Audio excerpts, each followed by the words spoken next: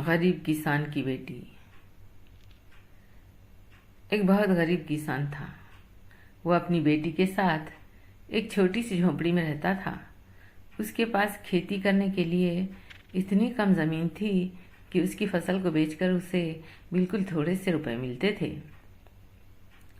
उन रुपयों से वे लोग ठीक से खाना भी नहीं खा पाते थे। वो राजा के पास अपनी समस्या लेकर गया। राजा दयालु था। उन्होंने किसान को अपनी ज़मीन में से कुछ ज़मीन दे दी खेती करने के लिए। उन्होंने कहा, यह ज़मीन तो हमारी ही रहेगी, लेकिन उस पर उगने वाली फसल तुम्हारी होगी। किसान ने राजा को बहुत बहुत धन्यवाद दिया।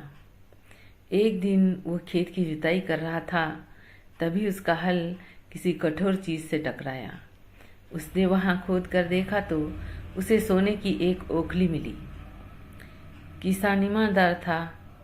उसने अपनी बेटी से कहा, हमें ये ओखली राजा के खेत से मिली है।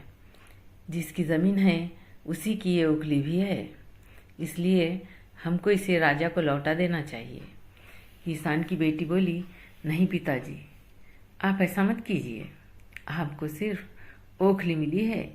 यदि राजा ने आपसे इसकी सोने की मुसल भी मांगी तो आप क्या करेंगे? आप इस ओखली को अपने ही पास रखिए। लेकिन किसान को ये बात ठीक नहीं लगी। वो बोला, जो चीज़ हमें मिली ही नहीं उसे मांगने का कोई अधिकार नहीं है। वो राजा के पास ओखली लेकर पहुंचा, लेकिन दरबार में ठीक वैसा ही हुआ जैसा कि किसान की बेटी ने सोचा था। राजा ने सोचा कि किसान ने लालचवश मूसल अपने पास रख ली है।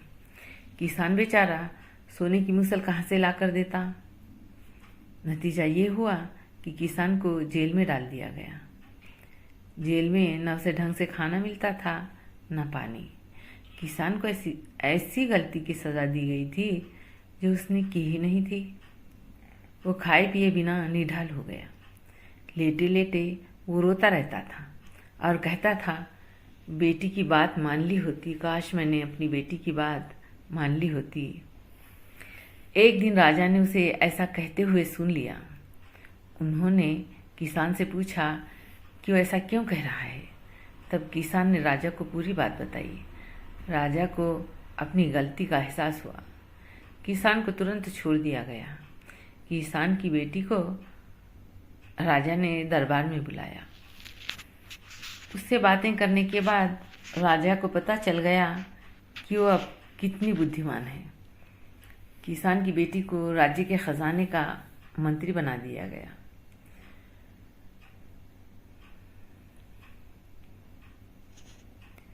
उन्हें रहने के लिए घर और सभी सुख सुविधाएं दी गईं।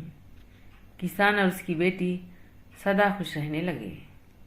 किसान को थोड़ा कष्ट जरूर झेलना पड़ा, लेकिन अंत में जीत सच्चाई की हुई। देखिए दोस्तों, ये कहानी अगर आपको पसंद आई तो प्लीज़ कमेंट में बता दीजिए और हमारे चैनल को लाइक, शेयर और सब्सक्राइब कीजिए। धन्यवाद।